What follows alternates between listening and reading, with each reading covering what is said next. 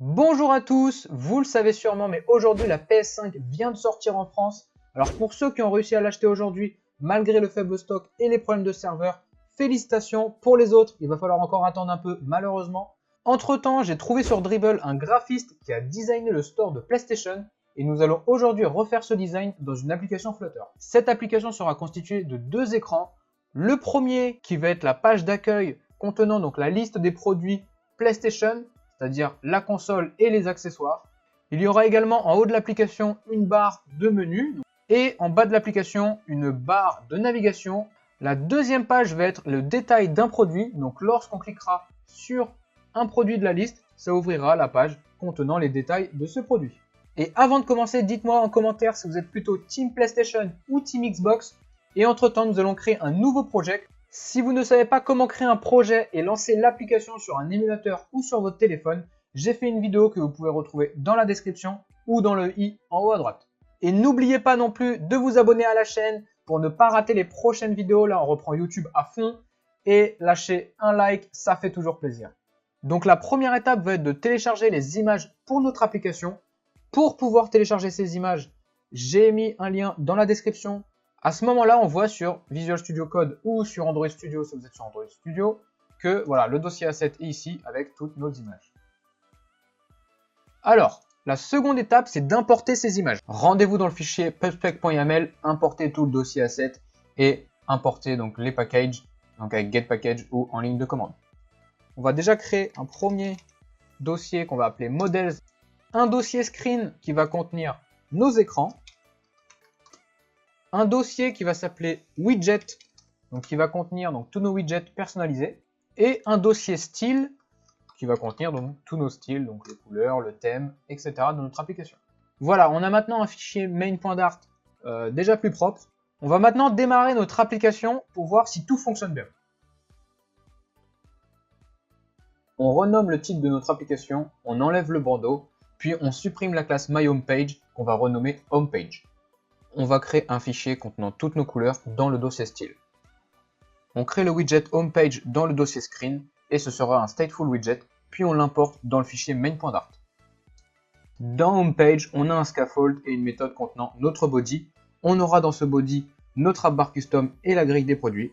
On crée ensuite notre appbar custom dans le dossier widget et ce sera un stateless widget. Notre appbar va contenir deux boutons, une image et une couleur de fond.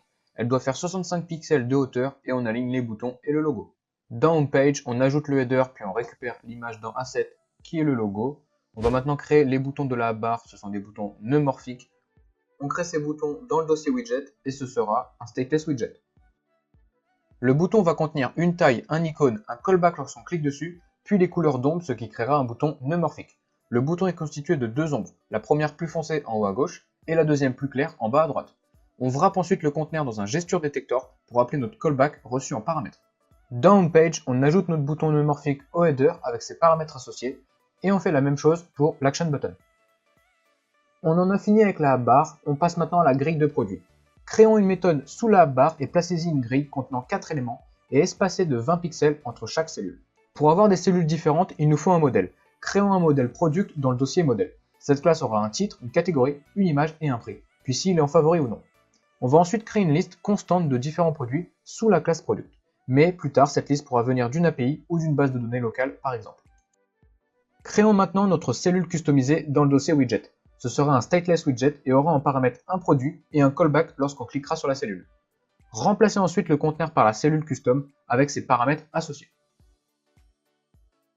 La cellule sera un widget matériel et les éléments seront dans une colonne avec en premier l'icône favori où on check si le produit est en favori ou non, puis l'image qui prend toute la taille de la cellule, et enfin deux textes pour la catégorie et le titre, puis on applique un style à ces textes, et enfin on aligne l'ensemble des éléments à gauche. On ajoute maintenant la bottom navigation bar dans le scaffold de homepage et on crée une méthode qui retourne un conteneur de 80 pixels de hauteur avec des bords arrondis.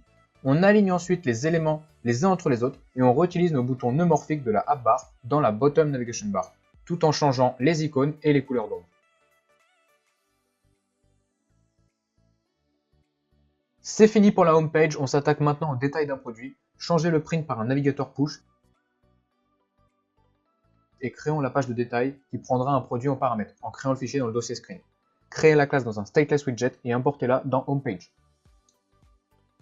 Créez maintenant un scaffold et récupérez le body de HomePage, c'est-à-dire la barre.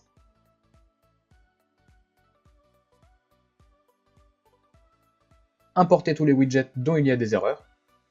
Ajoutez un navigateur pop pour le retour en arrière. Comme il y a une erreur, alors créez un paramètre contexte pour avoir le contexte accessible partout. Changez ensuite les icônes, le logo et les couleurs de la barre pour correspondre au design. Ajoutez ensuite les détails du produit dans une méthode qui retournera une colonne qui contiendra l'image de notre produit, puis l'image de l'anneau en dessous. Ajoutez une décoration de couleur blanche et des bords arrondis au contenant du haut. On va ensuite créer la liste des features. Créer une méthode puis une liste view avec une orientation horizontale. Puis créons notre cellule customisée dans le dossier widget, qui sera un stateless widget avec un titre et un icône en paramètres. Dans sa méthode build, retournez un conteneur de largeur 100 pixels avec des bords arrondis, un padding et un margin. Notre carte sera constituée d'un icône et d'un texte en dessous, puis alignez ces éléments à gauche et les espacer en hauteur. Ajoutez ensuite Cards Features dans les enfants de liste view en y spécifiant les paramètres de notre widget. On peut voir sur le design qu'il y a une image en arrière-plan des fonctionnalités. Il faut donc encapsuler tous nos boutons dans un widget stack, et en premier enfant on aura l'image de fond, et en second enfant on aura tout le contenu de notre bouton qui sera alors par-dessus l'image. Une fois les features finies, on va créer le bouton de paiement. Créez une méthode et créons un bouton arrondi. En compilant on voit une erreur. C'est un overflow, c'est-à-dire que le contenu prend plus de place que la taille de l'écran, donc ça déborde. Pour régler ce problème, il faut encapsuler toute la page dans un single child scroll view, afin de pouvoir scroller si l'écran est trop petit. Une fois fait, l'erreur disparaît. Et enfin, notre bouton sera constitué d'une partie gauche avec le prix et d'une partie droite avec un titre.